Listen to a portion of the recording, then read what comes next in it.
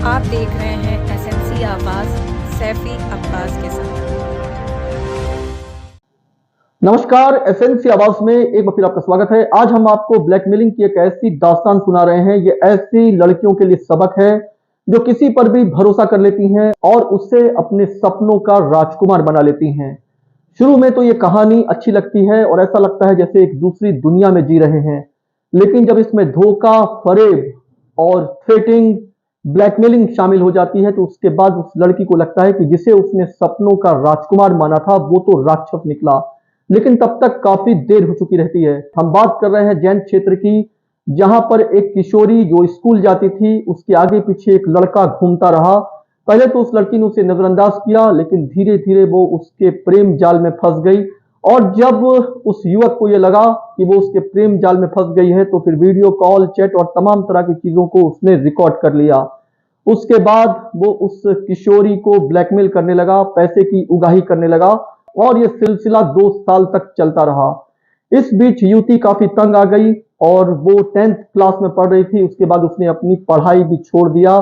घर वालों को बता नहीं सकती थी क्योंकि यह विश्वास खुद उसने बनाया था और छली भी वो गई। लेकिन लगातार पैसे की मांग से तंग आकर एक दिन किशोरी ने घर में ही खुदकुशी करने की कोशिश किया। तब जाके घर वालों को पता चला कि पिछले 2 साल से वो लगातार किसी के थ्रेटिंग को सह रही है।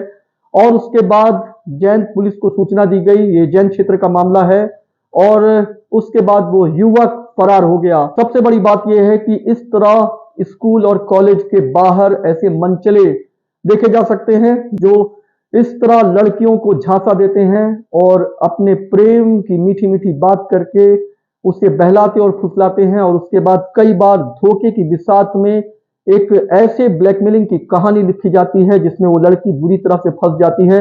उसे समझ में नहीं आता कि वो घर में बता नहीं सकती और बाहर जिस पर उसने सबसे ज्यादा भरोसा किया था अब वो राक्षस बन चुका है, उसे ब्लैकमेल कर रहा है।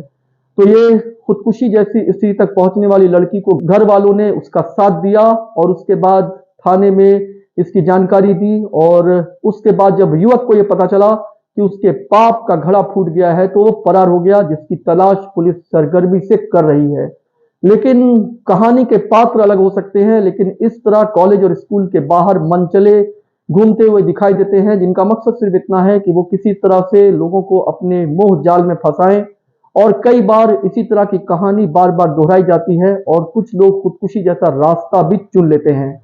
तो ये कहानी ऐसे लोगों के लिए सबक है जो घर वालों को अंधेरे में रखकर किसी को भी अपने सपनों का राजकुमार बना लेते हैं। और वो सपनों का राजकुमार जब राक्षस बन जाता है, वीडियो कॉल और तमाम तरह की चीजें करने के बाद जब वो उसे रिकॉर्ड कर कर उसे ब्लैकमेल करने लगता है, वायरल करने की धमकी देता है, तब ये कहानी एक ऐसे धोखे की बिसात पर चली जाती है जहां पर कुछ भी हो सकता है। लेकिन जिस तरह की चीजें हुई हैं और उसके बाद वो युवक फरार हो गया है, पुलिस उसकी तलाश तो कर रही है, आज नहीं तो कल वो पकड़ा तो जाएगा। लेकिन अगर समय रहते इन सारी चीजों का पर्दाफाश नहीं होता तो शायद इस घर में एक बड़ी घटना हो जाती और वो किशोरी अगर किसी तरह के हादसे का शिकार हो जाती तो शायद इसकी भरपाई भी नहीं होती। एसएनसी आवाज के साथ सैफी अब्बास।